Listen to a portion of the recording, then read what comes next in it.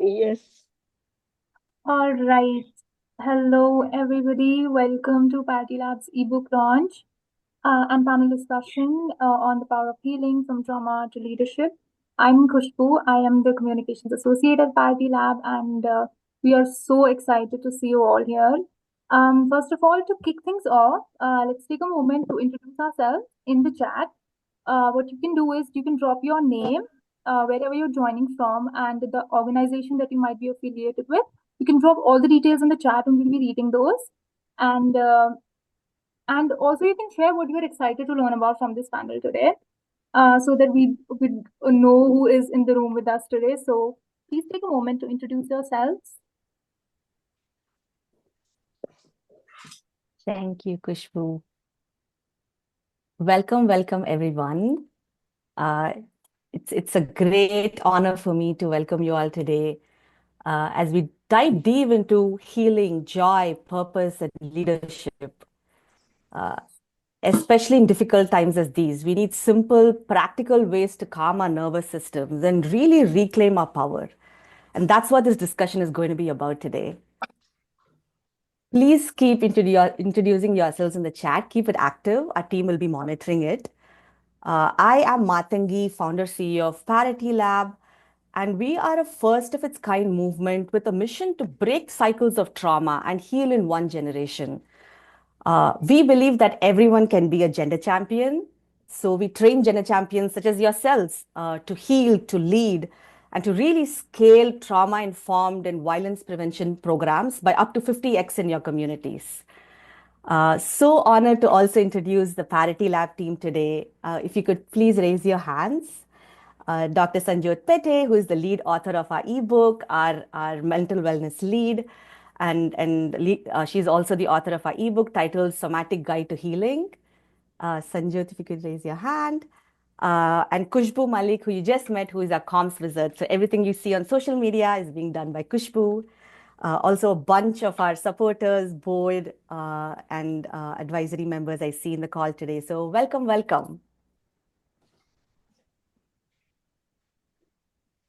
Can we go to the next slide, Kushbu? So a quick recap of the agenda. We'll be having a panel discussion for about 20 to 25 minutes, followed by the launch of our ebook. This will be launched by our guest of honor, Nirmala Garimella, followed by audience Q&A for about 10 to 15 minutes at the very end. In the meantime, you can keep dropping your questions, your thoughts, reflections in the chat. All of us will be monitoring the chat actively, so please keep dropping reflections in the chat. Next slide, Kushbu. So to the main item of the day, the panel discussion. Uh, so each of our panelists has numerous accolades. So I'm going to keep it really brief as I introduce each one of them. First is Anina Van Niel, a dear friend who I'm always inspired by. Anina is a Namibian-born cultural rights activist. She's also an impact producer and an Echoing Green Fellow with over 13 years of experience in community engagement and heritage preservation. While working as an environmental officer on St. Helena Island, she discovered and led advocacy efforts to protect the African burial grounds, one of the most significant physical traces of the transatlantic slave trade. Her fight for preservation is chronicled in the award-winning documentary A Story of Bones. She advises international African diaspora groups and collaborates with museums to decolonize collections and exhibitions. She's also the founder and CEO of the Tiki Box Project, working to reclaim African narratives and make heritage accessible to marginalized and descendant communities worldwide. Welcome to the panel, Anina. Thank you. Honored to be here. Next is Sushma Rajagopalan. Sushma is a global leader in scaling companies, technology, entrepreneurship, and innovation. She's a partner at Rittenhouse Ventures. She invests in high growth software companies across health tech, pharma tech, fintech, HR tech, and B2B SaaS, with over 25 years of leadership experience, including as the CEO of ITC Infotech. She has driven rapid scale ups and built innovation ecosystems. She mentors entrepreneurs globally and serves on multiple corporate and nonprofit boards.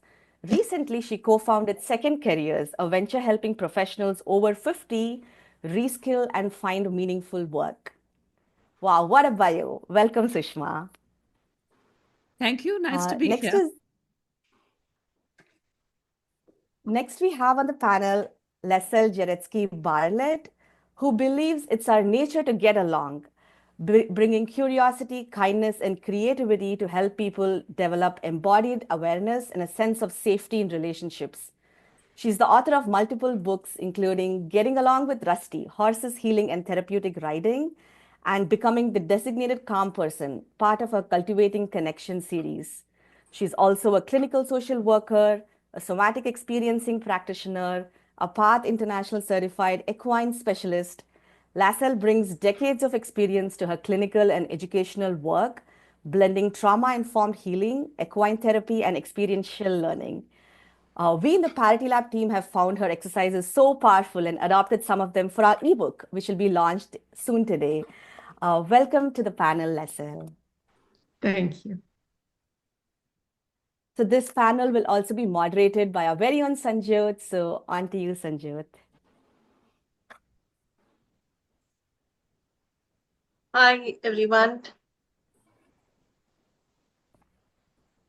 Khushbu, you can stop sharing screen. And it will be nice if all the panelists are spotlighted, Khushbu. So welcome to all of you, Anina, Lassel, and Sushma. It's an honor to be with you and have this conversation with you. In fact, my journey with trauma, my understanding of trauma began uh, about a decade ago, and it became strengthened with my own education in somatic experiencing and in narrative practices.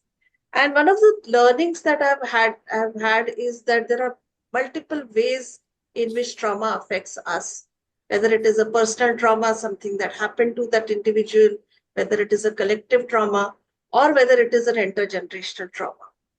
And because of this, I thought I will begin this conversation with Anina. I would like to ask you, Anina, about intergenerational trauma. There are many misconceptions about it. It is not really understood. So would like to hear from you some of the misconceptions. And these misconceptions also have a lot of implication for gender trauma. So what are these misconceptions, and how does understanding them lead us to healing? Yes, thank you. Thank you for that question. It's such an important question that actually led me on this journey of healing and understanding intergenerational trauma. Throughout the course of the past decade and working with African burial grounds specifically tied to the transatlantic slave trade as an event of trauma, I've experienced and I've heard so many people asking me questions like, or stating, community stating, leave the past in the past. These are not my people. These are not your people. Or you are not our people. Even, statements such as, you are too close to this issue, you are too passionate, you are too emotional, which is often something that we hear about when women in the professional capacity, especially working in a male-dominated industry like construction. And that's what brought me to the island of St. Helena as part of the airport project. I was the environmental officer. And as part of the environmental work that I was doing, I had to directly deal with these archaeological sacred spaces that are tied to, this history of trauma for a diaspora of millions globally. But this historical notion of othering or distancing ourselves from an issue or from other people is a deliberate and a structural and systematic attempt of separating ourselves from each other, the land, and our history. Often these misunderstandings and misconceptions are, they're not brought about by chance. They are so symptomatic of the system and the society that we live in. And the society is engineered to satisfy itself, to fortify the status quo. And at the end of the day, the status quo is comfortable. And these kinds of conversations, when we talk about, burials or slavery or genocide, forces us to have uncomfortable conversations, which further exacerbates this level of disconnect, whether it's spiritually, emotionally, physically, or mentally, from ourselves, from each other, from the land, and also this disconnect from our space in time. So when I left Namibia about 13 years ago, 14 years ago, I was also ignorant of these misconceptions and these misunderstandings. I was a product of the society, a post-colonial, post-apartheid society. And I wasn't aware of the level of intergenerational trauma that I was carrying, or that the society was projecting on. It didn't cross my mind. It didn't cross the social circles that I was in. It didn't come up in my family or my community. And it's hard to believe that, being a woman of color, that this is the case, coming from, an educated background, and an African country with a history of colonialism, genocide, and apartheid. And then moving to the island of Saint Helena, which is a British overseas territory.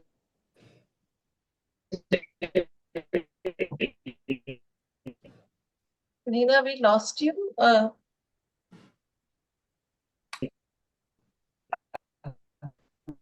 More famously known for Napoleon Bonaparte, that was killed and died. We lost you for a bit, if you could repeat the last couple of statements. Yes, so can you hear me now? Am I back? Yes. Sorry about that. It's raining in the desert in Namibia, and that never happens. Yeah. So it's almost hard to believe that a woman of color from the African continent, from this educated background, a degree in environmental science and archaeology, that I was not confronted with this intergenerational trauma that was manifested in me, in my family, in my community.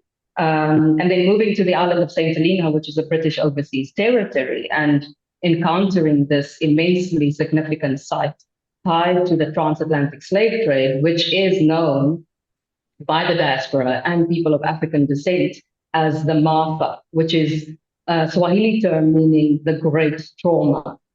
And having access to that resource, that sacred space, having access to ancestral remains, to their possessions, and then there's just abundant wealth of knowledge, which led to this overwhelming understanding of what trauma looks like in a community across time and space.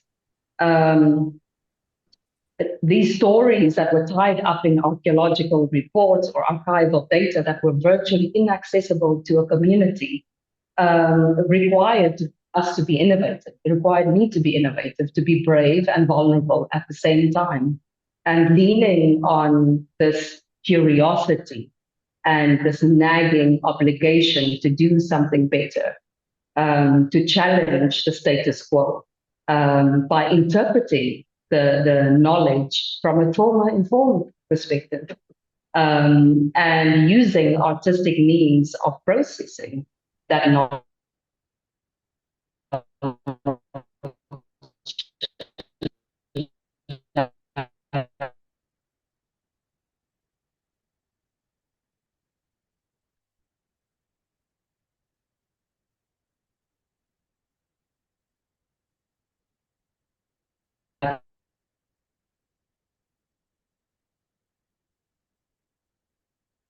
Sorry, Anina, I can't hear you.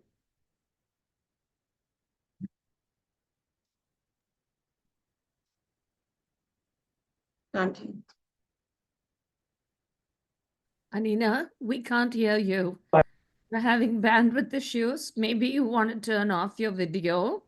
That might help. Yeah. I'm so sorry. Did you, can you hear me now? Is that better? Yes. Okay, where did I lose you? I'm so sorry about that. Yeah, so you were speaking about being brave and vulnerable at the same time, and we're talking about creativity and looking at what we can do. Yeah. Yeah, Yes. And in that instance, we're able to meet the community where they're at. Art serves as a bridge to help talk about these difficult issues and these uncomfortable aspects of things that were buried, specifically speaking and generally speaking, when we're talking about burial grounds and the connection of, between each other and the land that we occupy. And in doing so, we were able to navigate what would have been an otherwise difficult a sharing space, and a safe and a brave space is created, which allows for necessary healing, but also breaking of patterns that are constantly perpetuated by the society and the systems that we live in. yeah, that was quite interesting and insightful. In fact, I really connected to the how we meet the community where they are, and then really look at what has been passed on over generations, besides the cultural heritage that we gather, and it has a lot of implications for our belief systems. Thank you so much for sharing that. I Thank would like you. to, yeah. Sorry, please go ahead. Go ahead. No, I was just saying thank you for the question, because it's so important to be able to meet a community where they're at, because each Yes, community is so different yes, across the globe. We might have a shared history in common, but you really have to take your time to understand where the community is at with this difficult traumatic experience that is tied up in 200 years of history. yeah, that's true. So I would like to now move to Lassel. And Lassel, one of the words that you have coined and which you have been using is the designated calm person. And I think for me, that has been a very, very relevant and important goal, even for my own self, as I'm working with people and communities here. I would like to know from you, what has been your experience working with different genders and different kind of different people of different nationalities? Any unusual learnings that you can talk about? Can you talk a bit more about the designated calm person? Thank you, Sanjot. I would love to. It's been there's like two things going on all the time for me. One is whether it's when I'm working with people or being with family and friends or being with animals in my life, aware of how the state of my presence impacts. So when I'm uptight, everybody around me a little uptight. And when I can find my own calm place, then that supports other people. And the other side of it, there's something strange on the screen. Sorry about that. Okay. Yeah. Okay. Is recognizing how often and how much I need somebody to be a designated calm person for me to help my system regulate.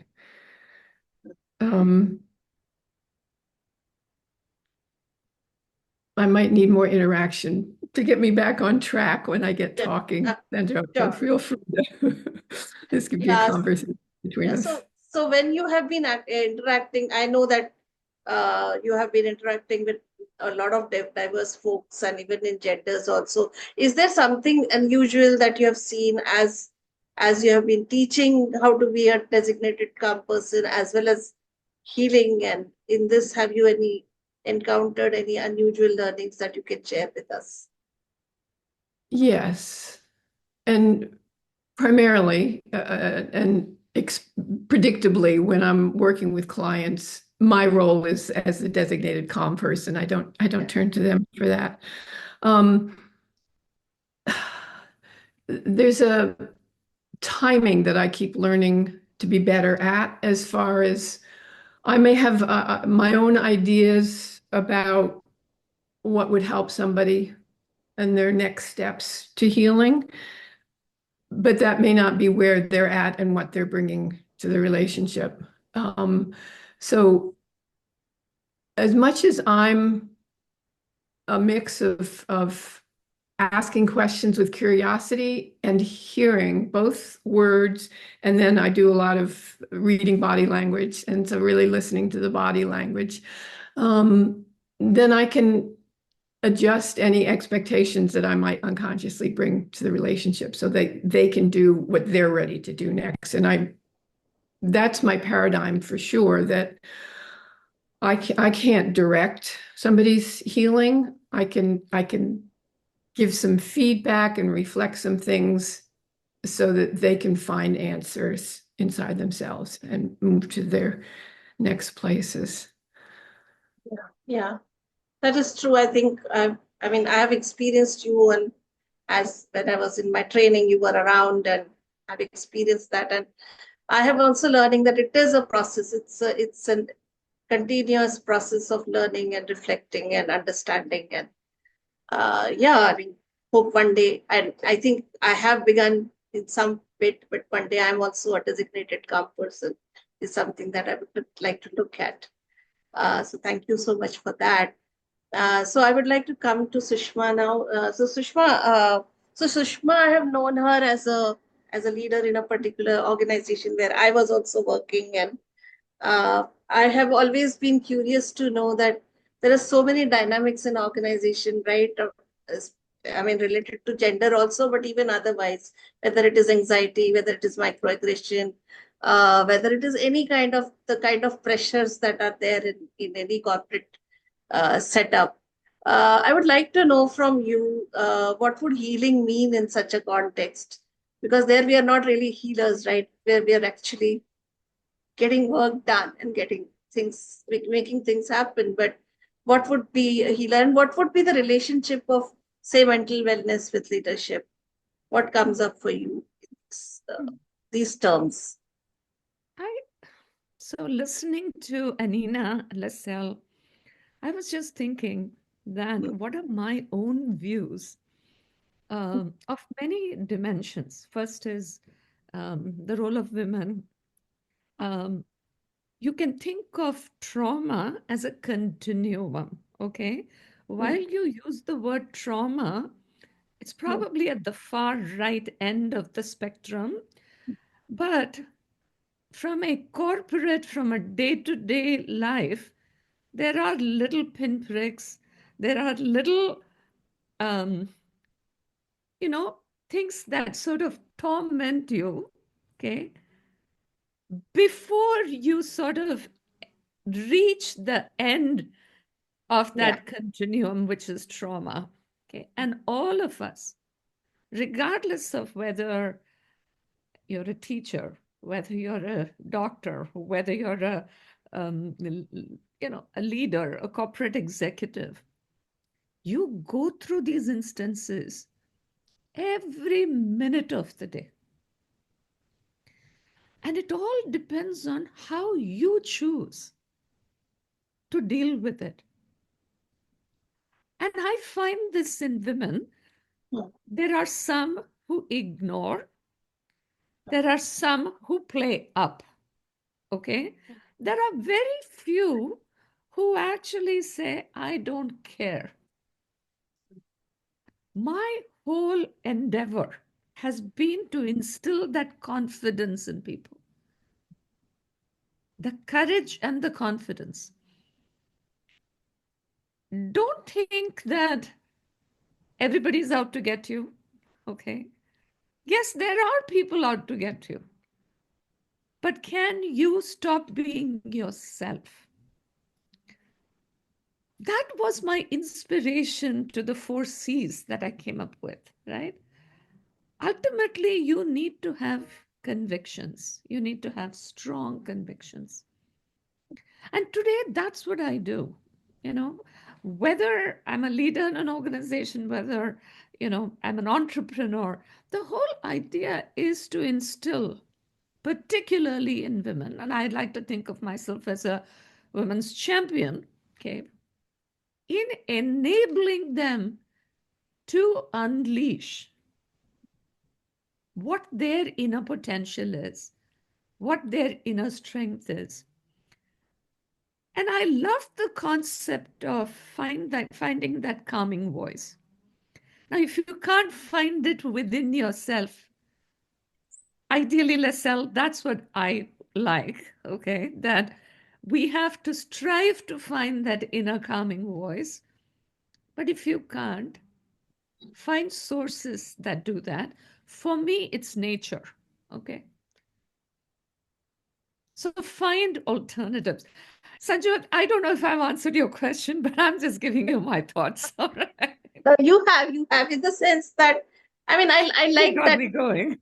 around, yeah, I like that thought around, there are small things before you really reach that place when you can no longer take it, kind of, or you decide to do something about it, or you, and then if there is this another person there who can be the designated calm person, if I may use that terminology, Leslie, that whether it is through nature or through another person is what helps in these kind of matters. So yes, in a way, you are telling me that this is the way, this, when you're balancing work and yourself, this is where it works, where you build your own confidence, and then sometimes you might need the help of a leader or another person, or maybe the leader may need to be the designated calm person, for all you know.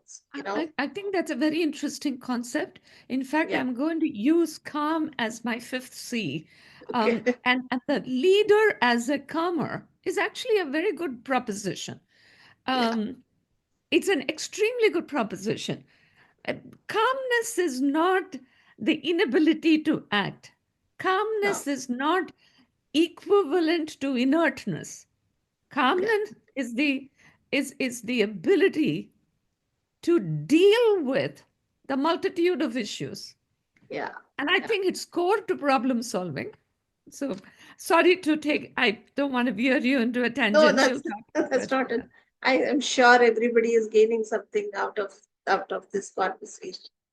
So I have another question for all of you, and maybe we'll go one by one. Maybe we'll begin with Lassel, and then Sushma, and then Anina. Is that, what is the one perspective shift we require, either in individuals uh, or in society, to really heal gendered trauma? Well, I think that starting with young children, and I know here in the States we have a generally accessible public school system, starting with children learning self-defense techniques so that they know right from a young age what they can do to physically disarm or distract somebody bigger than them.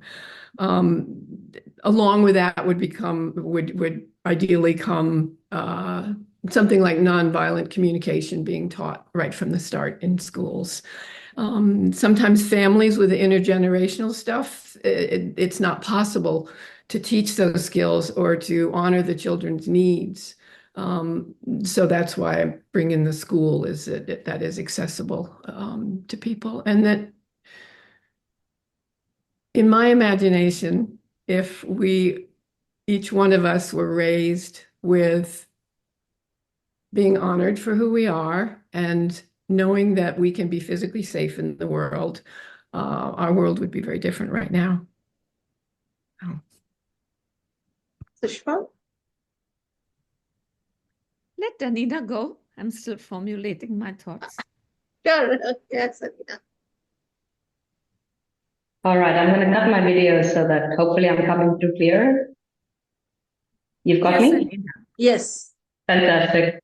Okay, yeah, what a great question. And I think, because I have, the journeys of healing with communities and, the African diaspora and people of African descent.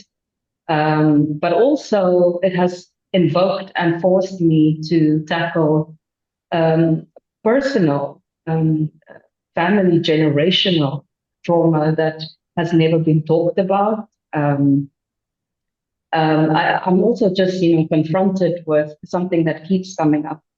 And that's, that it's two sides to a coin. You have the victims and you have the oppressors, or the oppressed and the oppressors.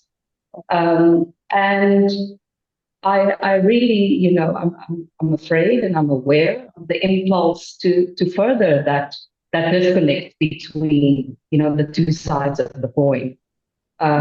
Especially with what's going on in the world. Like it really terrifies me that, as much as I want to raise the platform for the victims, you know, you actually want to elevate the entire platform so we all heal, and not repeat this this history and this notion of hurting each other. And then I'm also I'm a mother of two boys. I'm a daughter of parents from violent homes and violent societies of apartheid. As a woman of color, as a person of African descent, I'm a granddaughter and a great granddaughter to societies of violence and homes that had violence in them. So I'm faced with the questions of how do we heal our boys and our men? How do we heal the descendants of the oppressors, the people that have the power and the resources and that govern the systems that we're fighting against? A patriarchal society and the institution of archaeology is male dominated, and that's what I'm up against. Yeah, so how do we, equitably elevate all of us in this generation so we solve the problem for all others to come? And I don't think that's an answer to a question, but a question to the question. Yeah. Yeah. So, Sanjot, I just say one little thing. Yeah. All of these exist in the world around us, okay? And much as I would like to be a crusader against, I believe that I should do what I think I can do within my power, okay? And if that means impacting one person at a time, so be it. Now, hats off to people who have the ability to do things on a massive scale, okay? But in the quest for trying to bring about change at a population level, I personally believe that each one of us should be able to make a difference to one person at a time. Yes. Let's start there. Let's start there. And that has been my guiding principle throughout my life. Okay. It's I think action and the ability to bring calm, joy, clarity. Somebody in the chat had asked the question, how are the four C's relevant to trauma? And I would say the four C's are relevant in every situation. Because what are the four C's that I talked about, and the fifth now being calmness, is clarity. Sit back, reflect, think about it. Pause, do not react, suspend your emotion for 30 seconds. That'll give you clarity. The second is courage. Think about the courage with which you can, once you're convinced about something and you have clarity, you will get courage automatically. Okay. And the third is charisma. Charisma is nothing but the ability to make other people join you. Now, what both Anina and Lascelles have done in their own ways, okay, that in a matter of 10, literally 10 minutes of interaction, for me to walk away with calmness as one of the pivotal is Lascelles' way of very clearly, her clarity has turned into charisma for me to be able to adopt it, right? And I will never forget this moment. And the last thing is character always, okay, which is Be true to yourself. Be true to yourself. Don't get swayed by other people. Build your own individuality. And I have found that in entrepreneurship. And which is why I'm a big card carrier, okay, for people to find, because entrepreneurship is a leveler.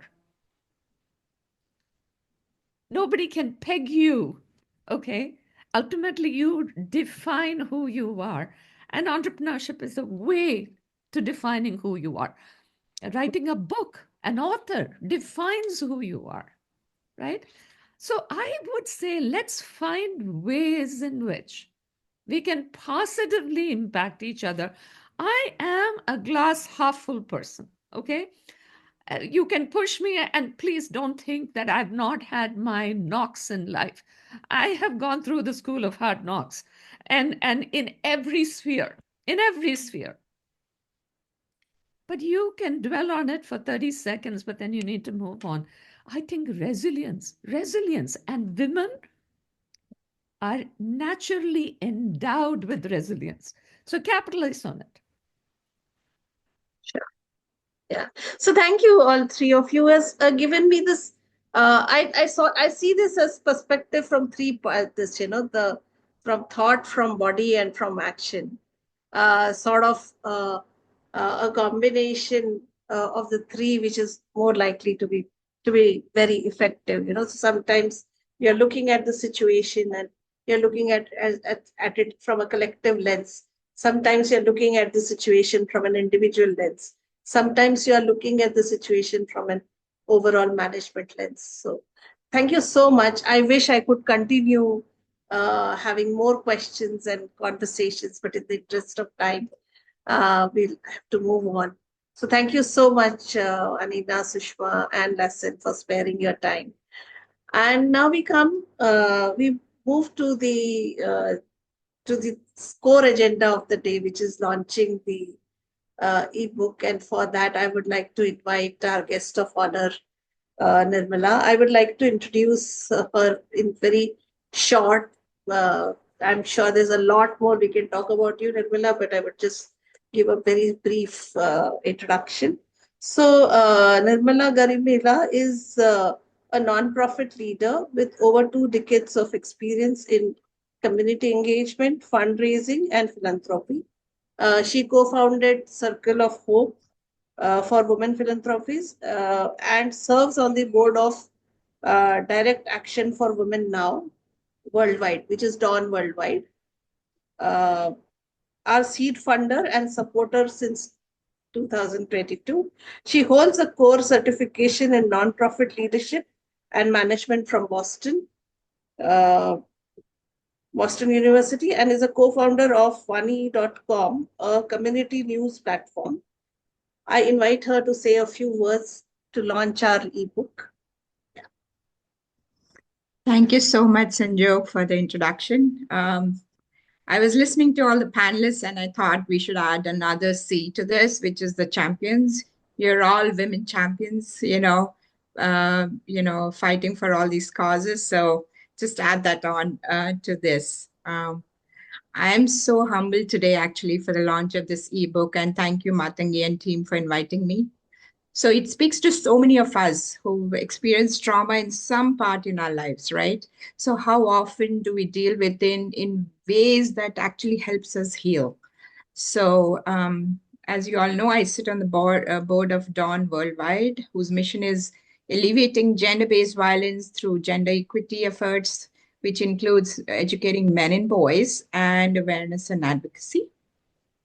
So we've been supporting Parity Lab for many years, and what we have found is that Parity Lab is focusing on systemic change, through their leadership and empowerment initiatives.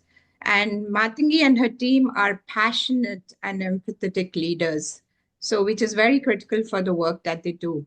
So I had a chance to read this whole ebook, and thank you for sending it to me. And what I really found is these simple techniques and the visuals, they really help us understand the depth of what trauma can do to us, and how we can overcome it. So when you look at the very beginning, the first paragraph really struck me. It said, healing is our birthright. And the tone really sets it right from the very beginning. I have tremendous respect to the experiences of the stakeholders who have worked with Parity Lab. Many of them are survivors. They have risen out of their situation through courage and resilience. But we all know that trauma is very deep rooted and healing takes time. So it's a process of, recovery, growth, and, in spite of enduring physical, emotional, and assaults, it requires a lot of time, it requires our energy, and we must all be fully aware of and participate when it happens. So I think what Parity Lab has been really done with this book, with this ebook, is to realize the widespread impact of trauma and to understand the path for recovery and to recognize the signs and symptoms. If you read through the book, you will see how they've given very good examples, coupled with beautiful visuals. And so how do you deal in situations, where there are symptoms of trauma through gender-based violence?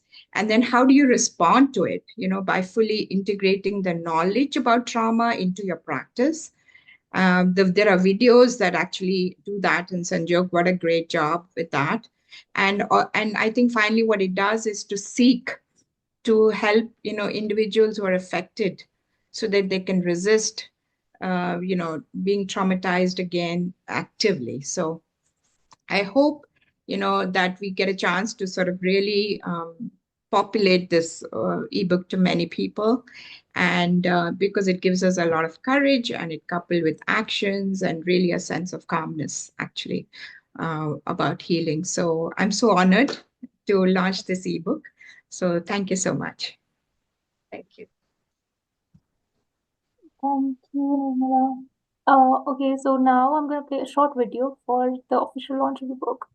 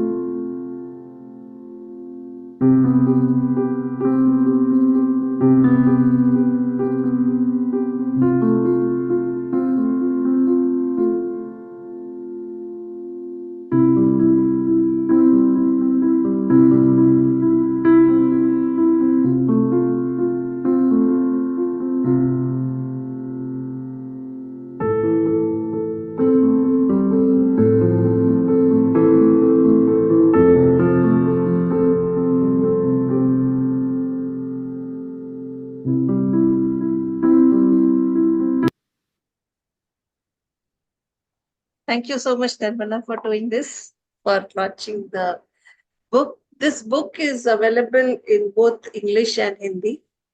And in fact, the last 1 year, as I worked with through Parity Lab, as I worked with people, and of course, I have been working before also with people of different,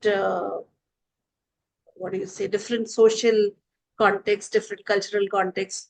I began to realize the need for this resource, how much it is needed, not as some big knowledge research document, but as a document which can be used. And that's where the genesis of this ebook happened. And then we took it up as a team, and we worked through this for the last 6 months. We have been working on it, and as you said, Nirmala, our dream is that it reaches more and more people, as many people who can make use of it and get started in their own healing journey. So thank you very much. And now we can move to the audience for your questions and comments. Yes, Yeah. moving on to our audience Q&A. This will be a space for you all to share your thoughts. You can ask any questions or also reflect on what resonated with you today. You can ask your questions in the chat box either, or you can unmute yourself and ask the question yourself.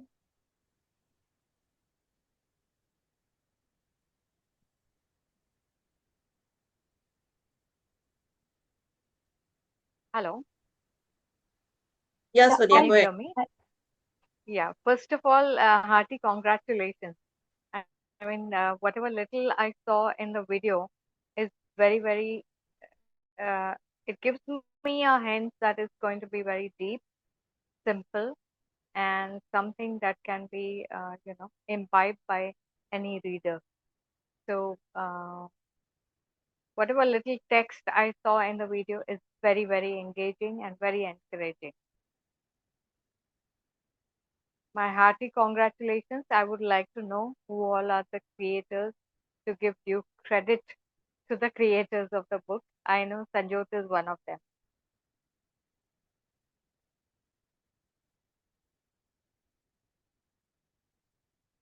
And my question to the panel is that how do you intend for this to reach many, many more people who need it? If you could share some thoughts on it.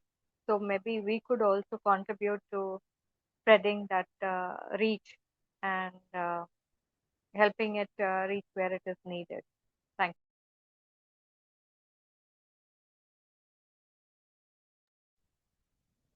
Would any panelists like to take that?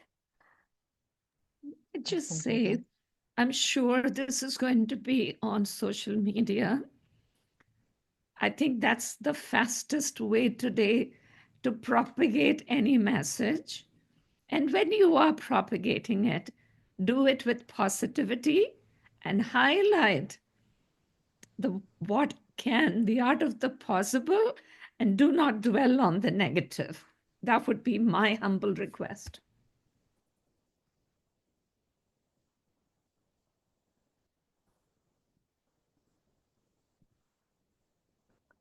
I think Darshana has the next question. Yeah, just if I may just add. So yeah, it is going to be on the website. It is going to be shared with all of you. And I think I also saw a question around the intended audience for the ebook. So the audience, I mean, we have written it out as anybody who wants to understand trauma, anybody who wants to be in the healing of trauma, and anybody who wants to share this uh, with the rest of the world. So all of them, all of you are the intended audience. Yeah, Thank you.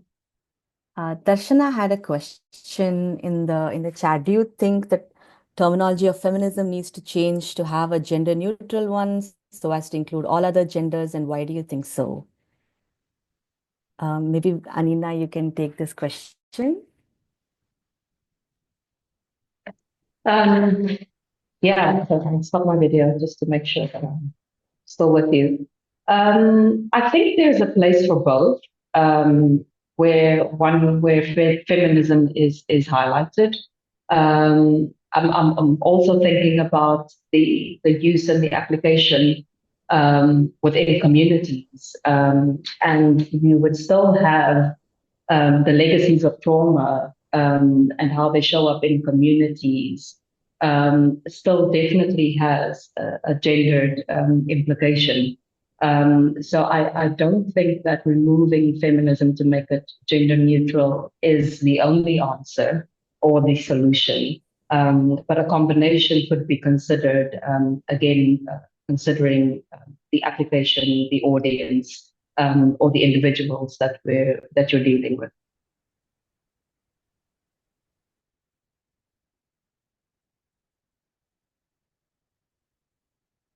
Yes, it would be great. Yes. So Darshini Darshana also wanted wants the other other panelists. panelists. Yes. Yeah, I am happy to give you my thought. Darshini, to me, and I am liberally going to quote Google here, okay?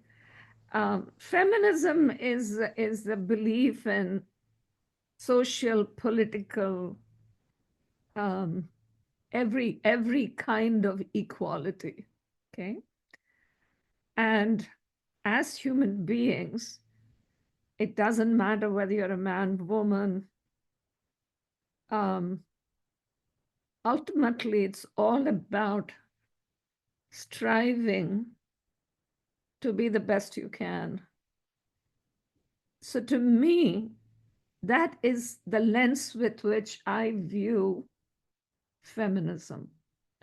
There are intrinsic strengths with which all women are born.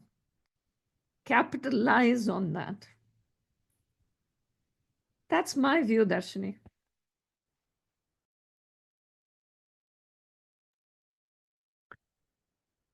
Leslie, My would you like to? thoughts, Yes. yeah. It's more about expanding rather than exchanging, because there are people I know who mentally and emotionally can't go into the concept even of multiple gender possibilities, to put it that way. So in order to maintain a dialogue and a possibility of connecting, that would be a word that I might use in some circumstances. I might start out with gender, and if I see body language that goes, "Oops, door's just closed," I might switch my language, because the ability to communicate and connect to me is more important than the specific language in individual situations. So overall, I'm in favor of wideness of vocabulary that captures all the possibilities, but that's not always possible to use and maintain a communication that might help something shift.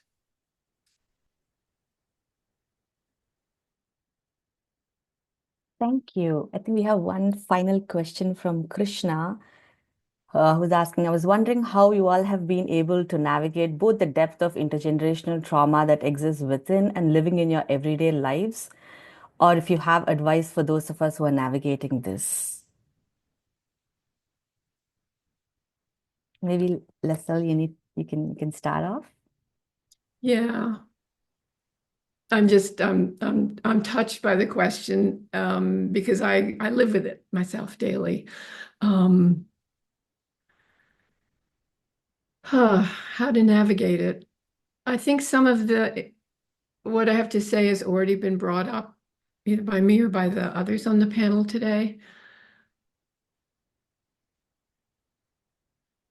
Knowing yourself, I'll talk it in my language. When I'm in touch with myself and what I can do in this moment, I can make decisions so that I'm not overwhelming myself. So it might be that I need a day off from my commitments, or 10 minutes off, or an extra 20 minutes outside in the morning where I can hear the birds sing, rather than the refrigerator hum, or if I'm listening to a podcast, the podcast information coming in. So there's something about being able to flex according to changing needs, that dynamic balance, which I think of in terms of our bodies, but it's also in terms of our emotions and our relationships, where sometimes I want to be close and involved, and sometimes I want to be further, maybe from people or a project, and more connected to, and I'm looking out the window when I look that way, and more connected to nature or a quietness that might replenish me. For me, nature, I walk, being one with the nature is for me the biggest calming factor in my life. Yoga, I do yoga, that helps me a lot. But more importantly, philosophically, the serenity prayer, okay? And I'm sure all of you know it, but I'm going to restate it. God, give me the serenity to accept things that I cannot change, the courage to change things that I can, and the wisdom to know the difference. This to me is a very powerful mantra. And this was something my mother-in-law gave me the day I got married. I still have it with me. It's right next to me. And yeah, that's the way I deal with it.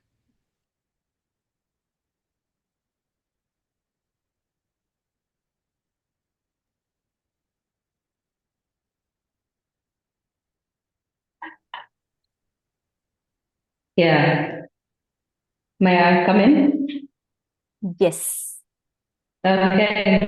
Yeah, no, it's what a wonderful, important question, and something I've definitely been contemplating for the past 3 months at least, but actively contemplating for the last 3 months. And what keeps coming up for me is rest, and how rest has been, at least in the society that I live in, has been almost demonized. Um, Rest equates being lazy. You know, you have to be productive. You have to be doing something that is serving others and not yourself. And I've just been looking at that. I just spent 2 weeks in India resting with my mother, and also dealing with some, intergenerational healing between the two of us and working on our relationship. Um, and just, yeah, food is right on the top for me, nourishing my body, trusting my body, and nature. Just the privilege of being able to access and interact with nature, whether it's a body of water, which has always drawn me for some reason, and a relationship that I'm always wanting to strengthen, the ocean, a lake, a lagoon, and resting in nature. Yeah. Thank you. And on that note of rest, what a discussion. Thank you everyone for being here. We will be sharing out all the links of the ebook. This event also marks the launch of our first global fellowship, where we'll start expanding our work beyond India. Over the years, we have collectively nurtured and scaled the impact of several leaders in rural India, equipping them with the tools, mental wellness support needed to drive change in their communities. And now we're going to do this exact same with the Global Fellowship. So we are opening doors for leaders everywhere to access our ecosystem. So if you want to explore your inner world, or someone you know wants to explore their inner worlds in a community of a network of powerful leaders, and want to develop a trauma-informed lens in your work and your life, please join us. It's in the chat. The link to join the Global Fellowship is in the chat. We'll also be sharing both by email and in the chat the access to the ebook. It's also on our website on the publications link, and we'll be sharing the links here as well. Thank you so much for coming here and for really, really engaging in a discussion around rest, around heart and soul and wellness and joy. And special thank you to all our panelists and our guest of honor for being here today, and for all the participants. Thank you.